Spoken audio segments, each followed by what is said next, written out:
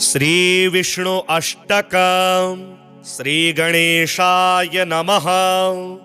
विष्णुं विशालारुणपद्मनेत्रं विभान्तमीशाम्बुजयोनिपूजितं सनातनं सन्मतिशोधितं परं पुमान् समाद्यं सततं प्रपद्ये।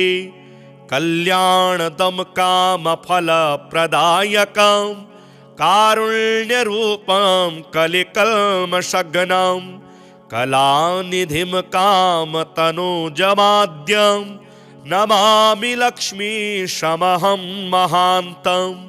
पीताम्बरं भृङ्गनिभं पितामहं प्रमुख्यवन्द्यं जगदादिदेवं।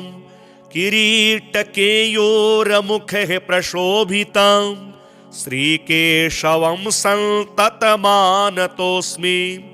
भुजङ्गतल्पं भुवनेकनाथं पुनः पुनः स्वीकृतकायमाद्यं पुरन्दराद्यैरपि वन्दितं सदा मुकुन्दमत्यन्तमनोहरं भजे। क्षीराम्बुराशेरवितस्फुरन्तं शयानमाद्यन्तविहीनमव्ययं सत्सेवितं सारसनाभमुच्चैः विघोषितं केशिनिषूदनं भजे।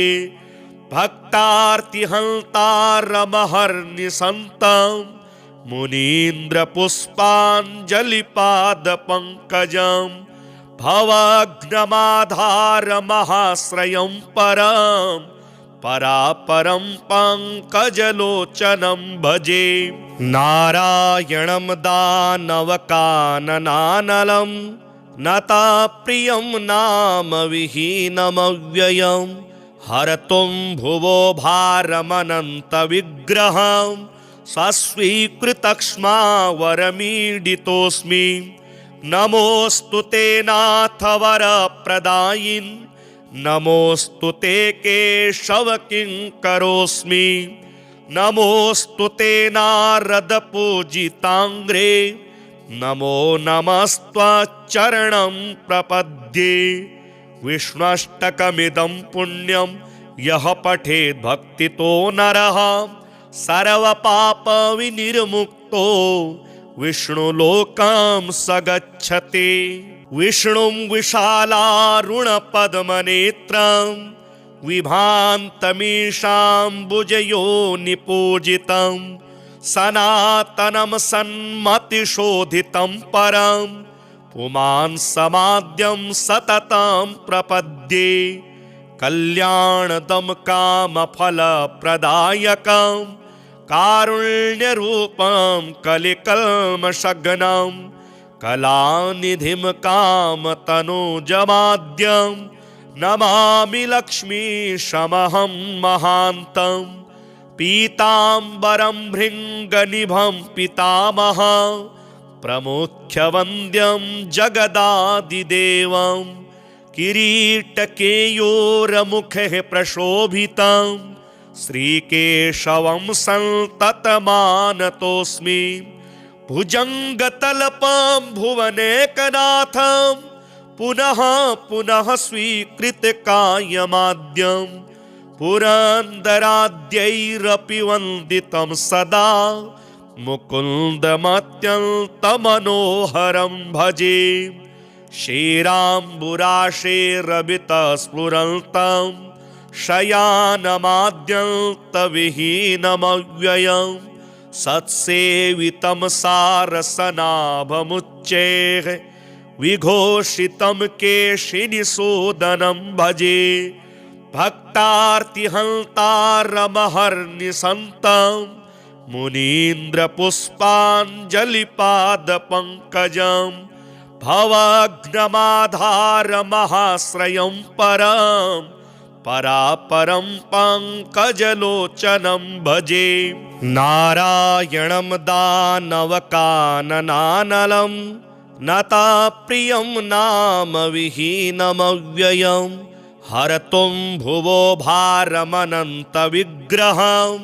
स्वस्वीकृतक्ष्मावरमीडितोऽस्मि नमोऽस्तु ते नाथ वरप्रदायिन् नमोऽस्तु ते केशवकिङ्करोऽस्मि नमोऽस्तु ते नारदपूजिताङ्ग्रे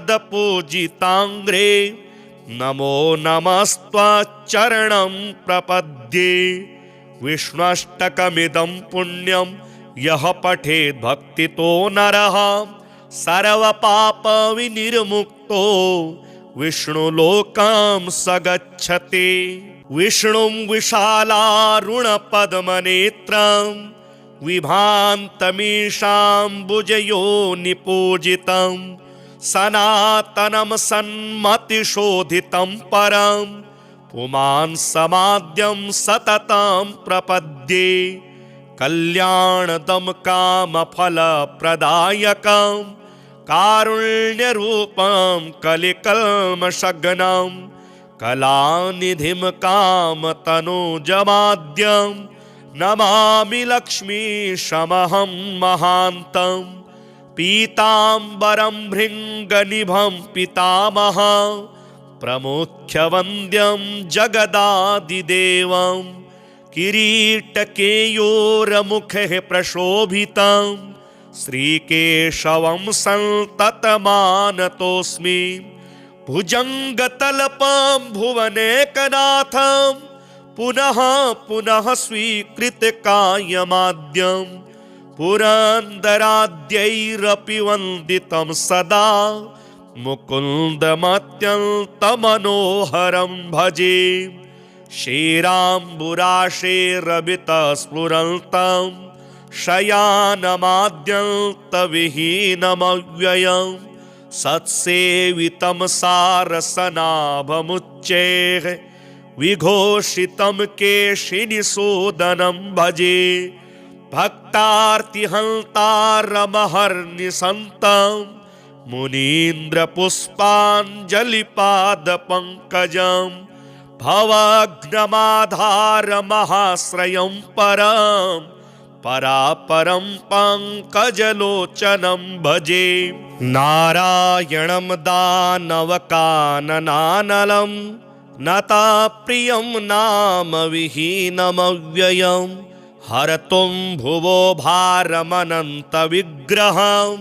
सस्वीकृतक्ष्मावरमीडितोऽस्मि नमोऽस्तु ते नाथ वरप्रदायिन् नमोऽस्तु ते केशवकिङ्करोऽस्मि नमोऽस्तु ते नारदपूजिताङ्ग्रे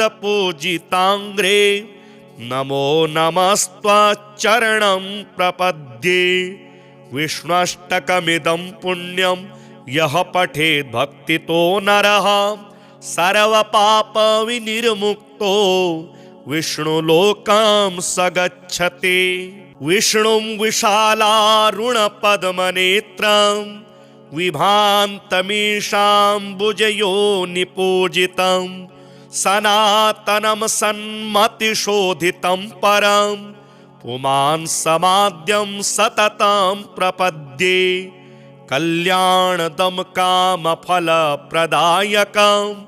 कारुण्यरूपं कलिकल्मषग्नं कलानिधिं कामतनुजमाद्यं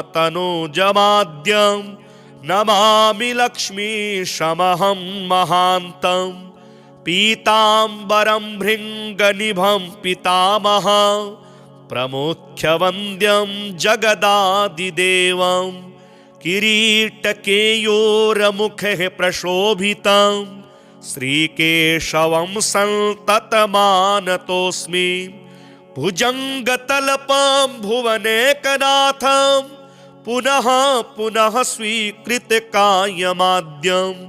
पुरन्दराद्यैरपि वन्दितं सदा मुकुन्दमत्यन्तमनोहरं भजे श्रीराम्बुराशेरवितस्फुरन्तं शयानमाद्यन्तविहीनमव्ययं सत्सेवितं सारसनाभमुच्चैः विघोषितं केशिनिसूदनं भजे भक्तार्तिहन्तारमहर्निशन्तं मुनीन्द्रपुष्पाञ्जलिपादपङ्कजं भवघ्नमाधारमहाश्रयं परं परापरं पङ्कजलोचनं भजे। नारायणं दानवकाननानलं नताप्रियं नाम विहीनमव्ययं हरतुं भुवो भारमनन्तविग्रहं सस्वीकृतक्ष्मावरमीडितोऽस्मि। नमोऽस्तु ते नाथ वरप्रदायिन् नमोऽस्तु ते केशव किङ्करोऽस्मि। नमोऽस्तु ते नारद पूजिताङ्ग्रे नमो नमस्त्वच्चरणं प्रपद्ये। विष्णुष्टकमिदं पुण्यं यः पठेत् भक्तितो नरः सर्वपापविनिर्मुक्तो विष्णुलोकं स गच्छति। विष्णुं विशालारुणपद्मनेत्रं विभान्तमीशाम्बुजयोनिपूजितं सनातनं सन्मतिशोधितं परं पुमान् समाद्यं सततं प्रपद्ये। कल्याणदं कामफलप्रदायकं कारुण्यरूपं कलिकल्मषघ्नं कलानिधिं कामतनुजमाद्यं नमामि लक्ष्मीशमहं महान्तं। पीताम्बरं भृङ्गनिभं पितामहं प्रमुख्यवन्द्यं जगदादिदेवं किरीटकेयूरमुखे प्रशोभितं श्रीकेशवं सन्ततमानतोऽस्मि। भुजङ्गतल्पं भुवनेकनाथं पुनः पुनः स्वीकृतकायमाद्यं पुरन्दराद्यैरपि वन्दितं सदा मुकुन्दमत्यन्तमनोहरं भजे। क्षीराम्बुराशेरवितस्फुरन्तं शयानमाद्यन्तविहीनमव्ययं सत्सेवितं सारसनाभमुच्चैः विघोषितं केशिनिषूदनं भजे। भक्तार्तिहन्तारमहर्निशन्तं मुनीन्द्रपुष्पाञ्जलिपादपङ्कजं भवघ्नमाधारमहाश्रयं परं परापरं पङ्कजलोचनं भजे। नारायणं दानवकाननानलं नताप्रियं नाम विहीनमव्ययं हरतुं भुवो भारमनन्तविग्रहं सस्वीकृतक्ष्मावरमीडितोऽस्मि। नमोऽस्तु ते नाथ वरप्रदायिन् नमोऽस्तु ते केशव किङ्करोऽस्मि। नमोऽस्तु ते नारद पूजिताङ्ग्रे नमो नमस्त्वच्चरणं प्रपद्ये। विष्णुष्टकमिदं पुण्यं यः पठेत् भक्तितो नरः सर्वपापविनिर्मुक्तो विष्णुलोकं स गच्छति। विष्णुं विशालारुणपद्मनेत्रं विभान्तमीशाम्बुजयोनिपूजितं सनातनं सन्मतिशोधितं परं पुमान् समाद्यं सततं प्रपद्ये। कल्याणदं कामफलप्रदायकं कारुण्यरूपं कलिकल्मषघ्नं कलानिधिं कामतनुजमाद्यं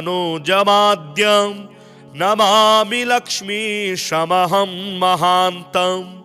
पीताम्बरं भृङ्गनिभं पितामहं प्रमुख्यवन्द्यं जगदादिदेवं किरीटकेयूरमुखे प्रशोभितं श्रीकेशवं सन्ततमानतोऽस्मि। भुजङ्गतल्पं भुवनेकनाथं पुनः पुनः स्वीकृतकायमाद्यं पुरन्दराद्यैरपि वन्दितं सदा मुकुन्दमत्यन्तमनोहरं भजे श्रीराम्बुराशेरबितस्फुरन्तं शयानमाद्यन्तविहीनमव्ययं सत्सेवितं सारसनाभमुच्चैः विघोषितं केशिनिषूदनं भजे भक्तार्तिहन्तारमहर्निशन्तं मुनीन्द्रपुष्पाञ्जलिपादपङ्कजं भवाग्नमाधारमहाश्रयं परं परापरं पङ्कजलोचनं भजे नारायणं दानवकाननानलं नताप्रियं नाम विहीनमव्ययं हरतुं भुवो भारमनन्तविग्रहं सस्वीकृतक्ष्मावरमीडितोऽस्मि नमोऽस्तु ते नाथ वरप्रदायिन् नमोऽस्तु ते केशव किङ्करोऽस्मि नमोऽस्तु ते नारदपूजिताङ्ग्रे नमो नमस्त्वच्चरणं प्रपद्ये विष्णुष्टकमिदं पुण्यं यः पठेत् भक्तितो नरः सर्वपापविनिर्मुक्तो विष्णुलोकं स गच्छति विष्णुं विशालारुणपद्मनेत्रं विभान्तमीशाम्बुजयोनिपूजितं सनातनं सन्मतिशोधितं परं पुमान् समाद्यं सततं प्रपद्ये कल्याणदं कामफलप्रदायकं कारुण्यरूपं कलिकल्मषघ्नं कलानिधिं कामतनुजमाद्यं नमामि लक्ष्मीशमहं महान्तं पीताम्बरं भृङ्गनिभं पितामहं प्रमुख्यवन्द्यं जगदादिदेवं किरीटकेयूरमुखे प्रशोभितं श्रीकेशवं सन्ततमानतोऽस्मि भुजङ्गतल्पं भुवनेकनाथं पुनः पुनः स्वीकृतकायमाद्यं पुरन्दराद्यैरपि वन्दितं सदा मुकुन्दमत्यन्तमनोहरं भजे श्रीराम्बुराशेरबितस्फुरन्तं शयानमाद्यन्तविहीनमव्ययं सत्सेवितं सारसनाभमुच्चैः विघोषितं केशिनिषूदनं भजे भक्तार्तिहन्तारमहर्निशन्तं मुनीन्द्रपुष्पाञ्जलिपादपङ्कजं भवाग्नमाधारमहाश्रयं परं परापरं पङ्कजलोचनं भजे नारायणं दानवकाननानलं नताप्रियं नाम विहीनमव्ययं हरतुं भुवो भारमनन्तविग्रहं सस्वीकृतक्ष्मावरमीडितोऽस्मि नमोऽस्तु ते नाथ वरप्रदायिन् नमोऽस्तु ते केशव किङ्करोऽस्मि नमोऽस्तु ते नारदपूजिताङ्ग्रे नमो नमस्त्वच्चरणं प्रपद्ये विष्णुष्टकमिदं पुण्यं यः पठेत् भक्तितो नरः सर्वपापविनिर्मुक्तो विष्णुलोकं स गच्छति विष्णुं विशालारुणपद्मनेत्रं विभान्तमीशाम्बुजयोनिपूजितं सनातनं सन्मतिशोधितं परं पुमान् समाद्यं सततं प्रपद्ये कल्याणदं कामफलप्रदायकं कारुण्यरूपं कलिकल्मषघ्नं कलानिधिं कामतनुजमाद्यं नमामि लक्ष्मीशमहं महान्तं पीताम्बरं भृङ्गनिभं पितामहं प्रमुख्यवन्द्यं जगदादिदेवं किरीटकेयोरमुखे प्रशोभितं श्रीकेशवं सन्ततमानतोऽस्मि भुजङ्गतल्पं भुवनेकनाथं पुनः पुनः स्वीकृतकायमाद्यं पुरन्दराद्यैरपि वन्दितं सदा मुकुन्दमत्यन्तमनोहरं भजे श्रीराम्बुराशेरवितस्फुरन्तं शयानमाद्यन्तविहीनमव्ययं सत्सेवितं सारसनाभमुच्चैः विघोषितं केशिनिसूदनं भजे भक्तार्तिहन्तारमहर्निशन्तं मुनीन्द्रपुष्पाञ्जलिपादपङ्कजं भवघ्नमाधारमहाश्रयं परं परापरं पङ्कजलोचनं भजे नारायणं दानवकाननानलं नताप्रियं नाम विहीनमव्ययं हरतुं भुवो भारमनन्तविग्रहं सस्वीकृतक्ष्मावरमीडितोऽस्मि नमोऽस्तु ते नाथ वरप्रदायिन् नमोऽस्तु ते केशव किङ्करोऽस्मि नमोऽस्तु ते नारदपूजिताङ्ग्रे नमो नमस्त्वच्चरणं प्रपद्ये विष्णुष्टकमिदं पुण्यं यः पठेत् भक्तितो नरः सर्वपापविनिर्मुक्तो विष्णुलोकं स गच्छति विष्णुं विशालारुणपद्मनेत्रं विभान्तमीशाम्बुजयोनिपूजितं सनातनं सन्मतिशोधितं परं पुमान् समाद्यं सततं प्रपद्ये कल्याणदं कामफलप्रदायकं कारुण्यरूपं कलिकल्मषघ्नं कलानिधिं कामतनुजमाद्यं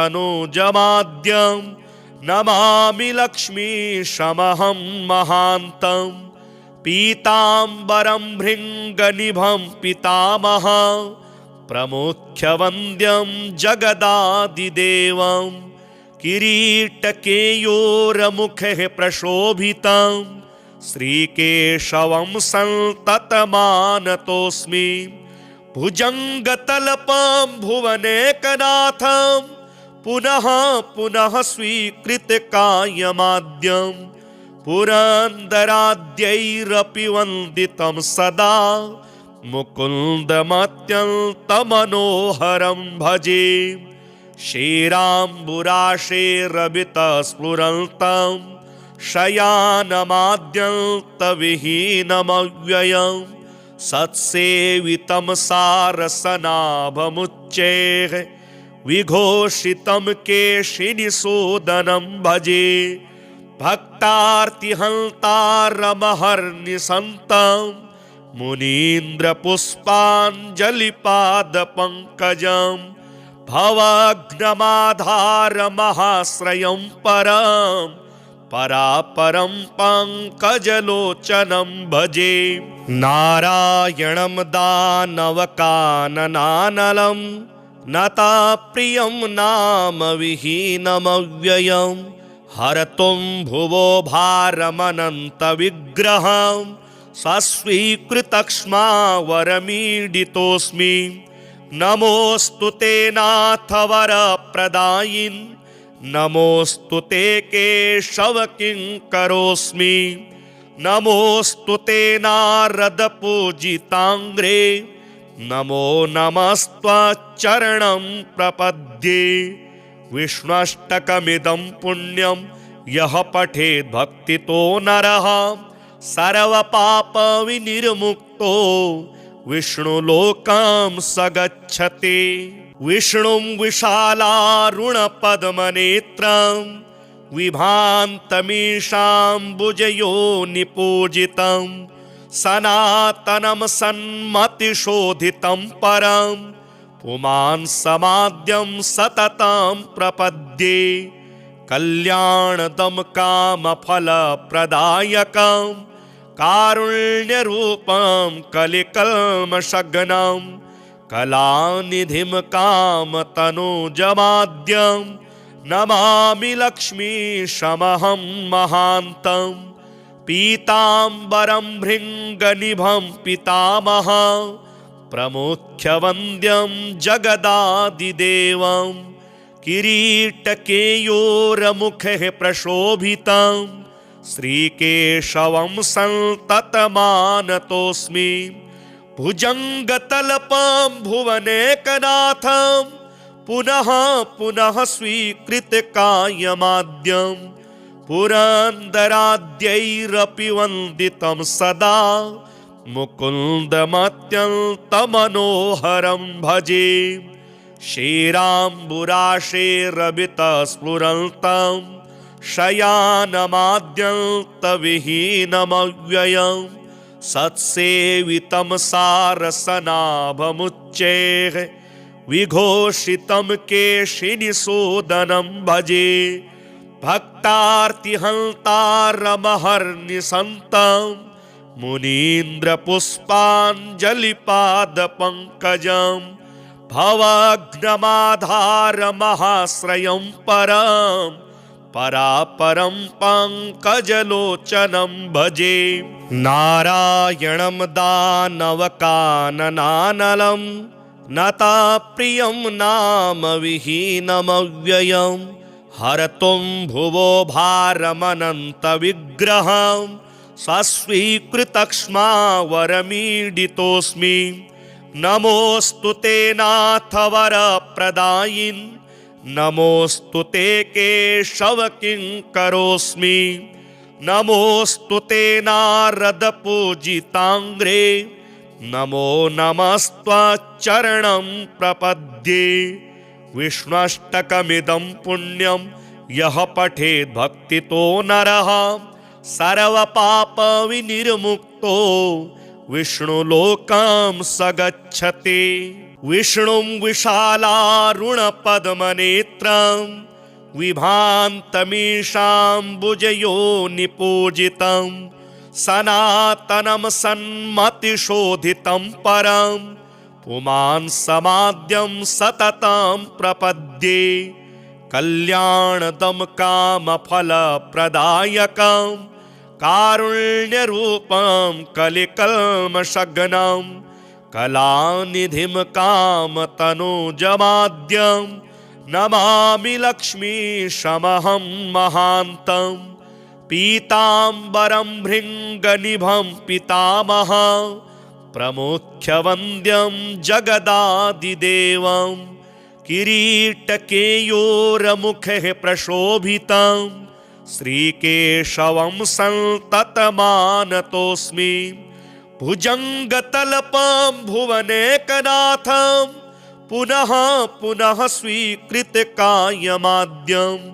पुरन्दराद्यैरपि वन्दितं सदा मुकुन्दमत्यन्तमनोहरं भजे श्रीराम्बुराशेरवितस्फुरन्तं शयानमाद्यन्तविहीनमव्ययं सत्सेवितं सारसनाभमुच्चैः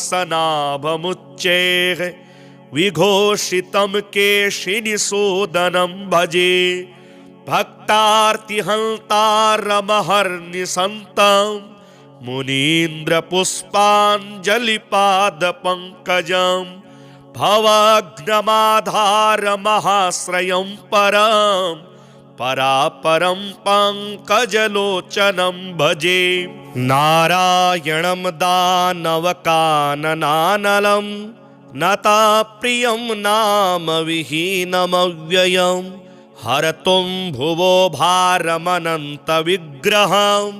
सस्वीकृतक्ष्मावरमीडितोऽस्मि नमोऽस्तु ते नाथ वरप्रदायिन् नमोऽस्तु ते केशव किङ्करोऽस्मि नमोऽस्तु ते नारदपूजिताङ्ग्रे नमो नमस्त्वच्चरणं प्रपद्ये विष्णुष्टकमिदं पुण्यं यः पठेत् भक्तितो नरः सर्वपापविनिर्मुक्तो विष्णुलोकं स गच्छति। विष्णुं विशालारुणपद्मनेत्रं विभान्तमीशाम्बुजयोनिपूजितं सनातनं सन्मतिशोधितं परं पुमान् समाद्यं सततं प्रपद्ये। कल्याणदं कामफलप्रदायकं कारुण्यरूपं कलिकल्मषघ्नं कलानिधिं कामतनुजमाद्यं नमामि लक्ष्मीशमहं महान्तं।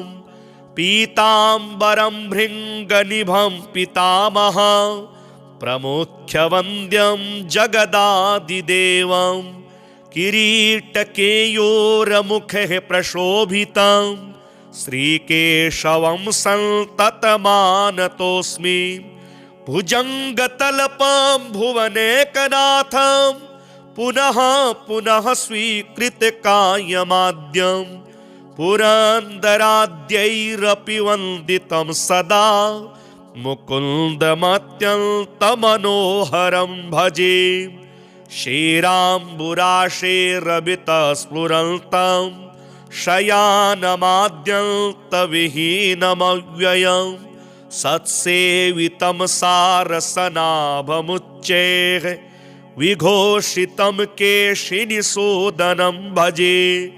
भक्तार्तिहन्तारमहर्निशन्तं मुनीन्द्रपुष्पाञ्जलिपादपङ्कजं भवघ्नमाधारमहाश्रयं परं परापरं पङ्कजलोचनं भजे। नारायणं दानवकाननानलं नताप्रियं नाम विहीनमव्ययं हरतुं भुवो भारमनन्तविग्रहं सस्वीकृतक्ष्मावरमीडितोऽस्मि। नमोऽस्तु ते नाथ वरप्रदायिन् नमोऽस्तु ते केशव किङ्करोऽस्मि। नमोऽस्तु ते नारद पूजिताङ्ग्रे नमो नमस्त्वच्चरणं प्रपद्ये। विष्णुष्टकमिदं पुण्यं यः पठेत् भक्तितो नरः सर्वपापविनिर्मुक्तो विष्णुलोकं स गच्छति। विष्णुं विशालारुणपद्मनेत्रं विभान्तमीशाम्बुजयोनिपूजितं सनातनं सन्मतिशोधितं परं पुमान् समाद्यं सततं प्रपद्ये। कल्याणदं कामफलप्रदायकं कारुण्यरूपं कलिकल्मषघ्नं कलानिधिं कामतनुजमाद्यं नमामि लक्ष्मीशमहं महान्तं।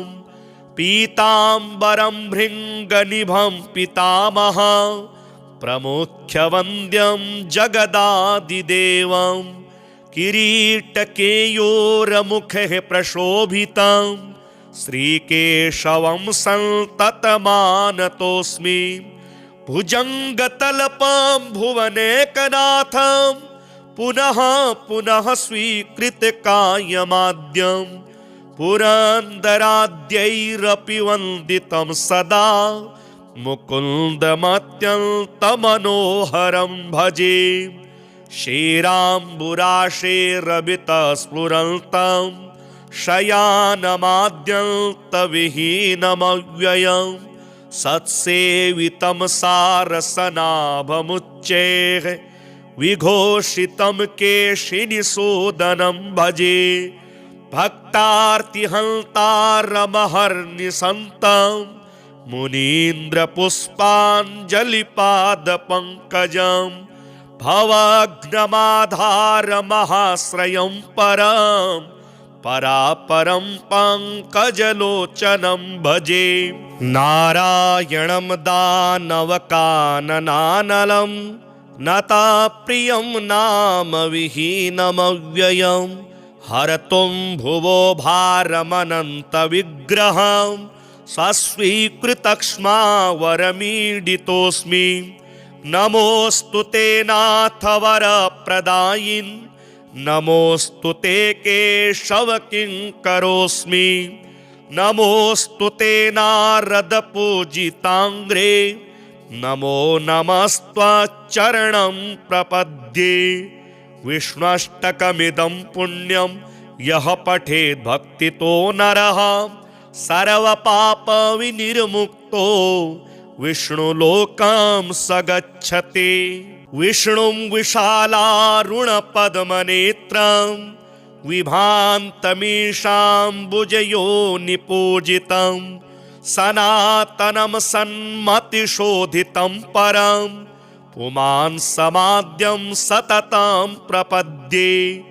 कल्याणदं कामफलप्रदायकं कारुण्यरूपं कलिकल्मषघ्नं कलानिधिं कामतनुजमाद्यं नमामि लक्ष्मीशमहं महान्तं।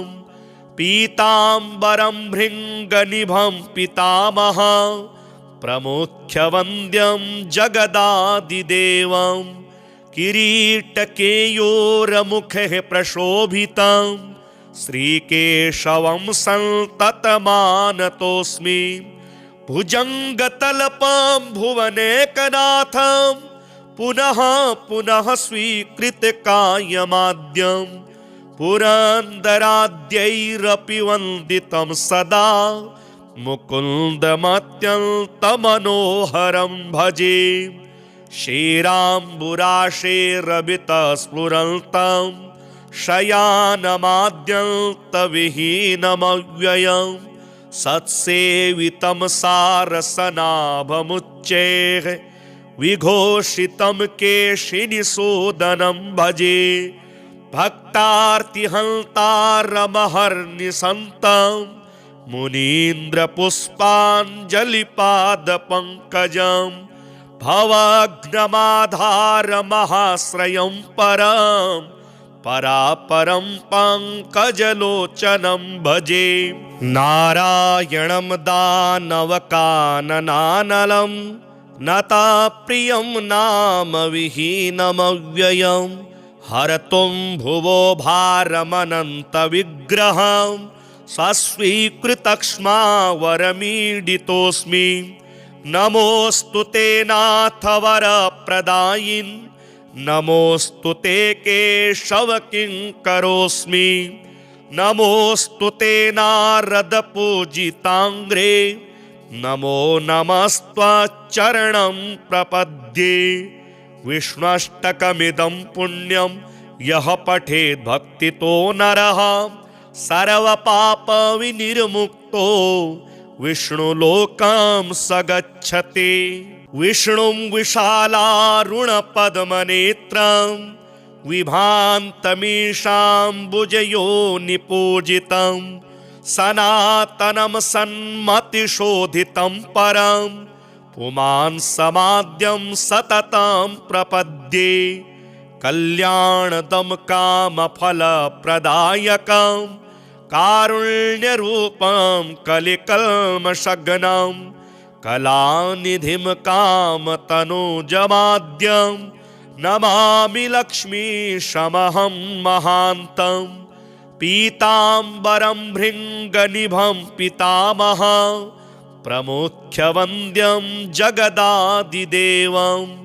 किरीटकेयूरमुखे प्रशोभितं श्रीकेशवं सन्ततमानतोऽस्मि। भुजङ्गतल्पं भुवनेकनाथं पुनः पुनः स्वीकृतकायमाद्यं पुरन्दराद्यैरपि वन्दितं सदा मुकुन्दमत्यन्तमनोहरं भजे। श्रीराम्बुराशेरवितस्फुरन्तं शयानमाद्यन्तविहीनमव्ययं सत्सेवितं सारसनाभमुच्चैः विघोषितं केशिनिषूदनं भजे। भक्तार्तिहन्तारमहर्निशन्तं मुनीन्द्रपुष्पाञ्जलिपादपङ्कजं भवघ्नमाधारमहाश्रयं परं परापरं पङ्कजलोचनं भजे। नारायणं दानवकाननानलं नताप्रियं नाम विहीनमव्ययं हरतुं भुवो भारमनन्तविग्रहं सस्वीकृतक्ष्मावरमीडितोऽस्मि। नमोऽस्तु ते नाथ वरप्रदायिन् नमोऽस्तु ते केशव किङ्करोऽस्मि।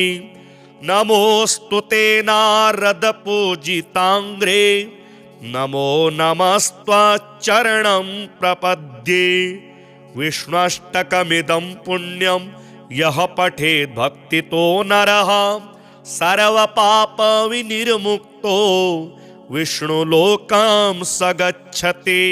विष्णुं विशालारुणपद्मनेत्रं विभान्तमीशाम्बुजयोनिपूजितं सनातनं सन्मतिशोधितं परं पुमान् समाद्यं सततं प्रपद्ये। कल्याणदं कामफलप्रदायकं कारुण्यरूपं कलिकल्मषघ्नं कलानिधिं कामतनुजमाद्यं नमामि लक्ष्मीशमहं महान्तं।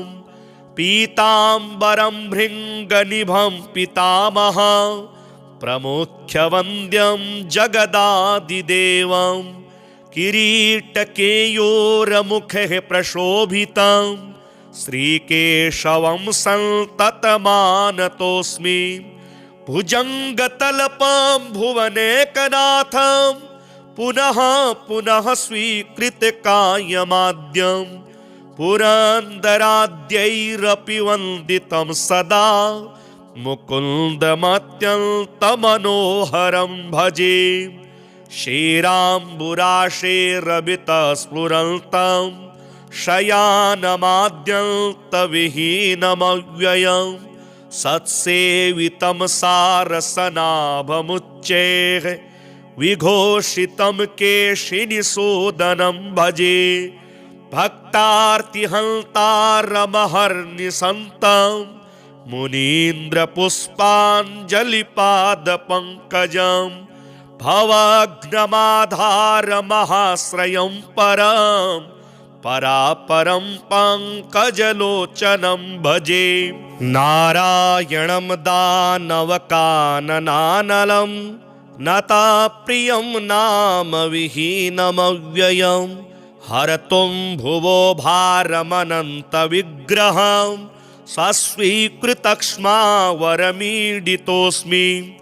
नमोऽस्तु ते नाथ वरप्रदायिन् नमोऽस्तु ते केशव किङ्करोऽस्मि। नमोऽस्तु ते नारद पूजिताङ्ग्रे नमो नमस्त्वच्चरणं प्रपद्ये।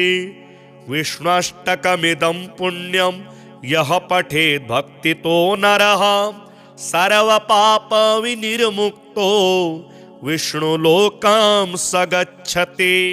विष्णुं विशालारुणपद्मनेत्रं विभान्तमीशाम्बुजयोनिपूजितं सनातनं सन्मतिशोधितं परं पुमान् समाद्यं सततं प्रपद्ये। कल्याणदं कामफलप्रदायकं कारुण्यरूपं कलिकल्मषघ्नं कलानिधिं कामतनुजमाद्यं नमामि लक्ष्मीशमहं महान्तं। पीताम्बरं भृङ्गनिभं पितामहं प्रमुख्यवन्द्यं जगदादिदेवं किरीटकेयूरमुखे प्रशोभितं श्रीकेशवं सन्ततमानतोऽस्मि। भुजङ्गतल्पं भुवनेकनाथं पुनः पुनः स्वीकृतकायमाद्यं पुरन्दराद्यैरपि वन्दितं सदा मुकुन्दमत्यन्तमनोहरं भजे श्रीराम्बुराशेरवितस्फुरन्तं शयानमाद्यन्तविहीनमव्ययं सत्सेवितं सारसनाभमुच्चैः विघोषितं केशिनिषूदनं भजे भक्तार्तिहन्तारमहर्निशन्तं मुनीन्द्रपुष्पाञ्जलिपादपङ्कजं भवघ्नमाधारमहाश्रयं परं परापरं पङ्कजलोचनं भजे नारायणं दानवकाननानलं नताप्रियं नाम विहीनमव्ययं हरतुं भुवो भारमनन्तविग्रहं सस्वीकृतक्ष्मावरमीडितोऽस्मि नमोऽस्तु ते नाथ वरप्रदायिन् नमोऽस्तु ते केशव किङ्करोऽस्मि नमोऽस्तु ते नारदपूजिताङ्ग्रे नमो नमस्त्वच्चरणं प्रपद्ये विष्णुष्टकमिदं पुण्यं यः पठेत् भक्तितो नरः सर्वपापविनिर्मुक्तो विष्णुलोकं स गच्छति विष्णुं विशालारुणपद्मनेत्रं विभान्तमीशाम्बुजयोनिपूजितं सनातनं सन्मतिशोधितं परं पुमान् समाद्यं सततं प्रपद्ये कल्याणदं कामफलप्रदायकं कारुण्यरूपं कलिकल्मषघ्नं कलानिधिं कामतनुजमाद्यं नमामि लक्ष्मीशमहं महान्तं पीताम्बरं भृङ्गनिभं पितामहं प्रमुख्यवन्द्यं जगदादिदेवं किरीटकेयूरमुखे प्रशोभितं श्रीकेशवं सन्ततमानतोऽस्मि भुजङ्गतल्पं भुवनेकनाथं पुनः पुनः स्वीकृतकायमाद्यं पुरन्दराद्यैरपि वन्दितं सदा मुकुन्दमत्यन्तमनोहरं भजे श्रीराम्बुराशेरवितस्फुरन्तं शयानमाद्यन्तविहीनमव्ययं सत्सेवितं सारसनाभमुच्चैः विघोषितं केशिनिषूदनं भजे भक्तार्तिहन्तारमहर्निशन्तं मुनीन्द्रपुष्पाञ्जलिपादपङ्कजं भवघ्नमाधारमहाश्रयं परं परापरं पङ्कजलोचनं भजे नारायणं दानवकाननानलं नताप्रियं नाम विहीनमव्ययं हरतुं भुवो भारमनन्तविग्रहं सस्वीकृतक्ष्मावरमीडितोऽस्मि नमोऽस्तु ते नाथ वरप्रदायिन् नमोऽस्तु ते केशव किङ्करोऽस्मि नमोऽस्तु ते नारदपूजिताङ्ग्रे नमो नमस्त्वच्चरणं प्रपद्ये विष्णुष्टकमिदं पुण्यं यः पठेत् भक्तितो नरः सर्वपापविनिर्मुक्तो विष्णुलोकं स गच्छति विष्णुं विशालारुणपद्मनेत्रं विभान्तमीशाम्बुजयोनिपूजितं सनातनं सन्मतिशोधितं परं पुमान् समाद्यं सततं प्रपद्ये कल्याणदं कामफलप्रदायकं कारुण्यरूपं कलिकल्मषघ्नं कलानिधिं कामतनुजमाद्यं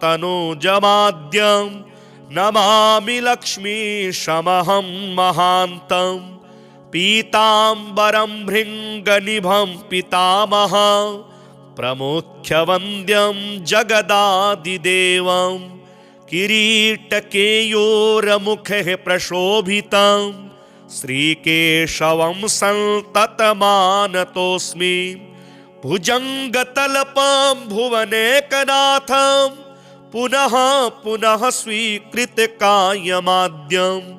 पुरन्दराद्यैरपि वन्दितं सदा मुकुन्दमत्यन्तमनोहरं भजे श्रीराम्बुराशेरवितस्फुरन्तं शयानमाद्यन्तविहीनमव्ययं सत्सेवितं सारसनाभमुच्चैः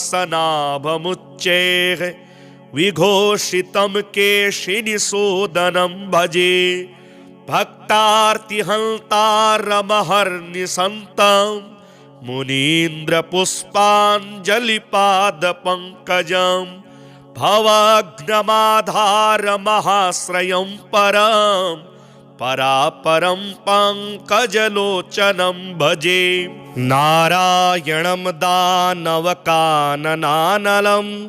नताप्रियं नाम विहीनमव्ययं हरतुं भुवो भारमनन्तविग्रहं सस्वीकृतक्ष्मावरमीडितोऽस्मि नमोऽस्तु ते नाथ वरप्रदायिन् नमोऽस्तु ते केशव किङ्करोऽस्मि नमोऽस्तु ते नारदपूजिताङ्ग्रे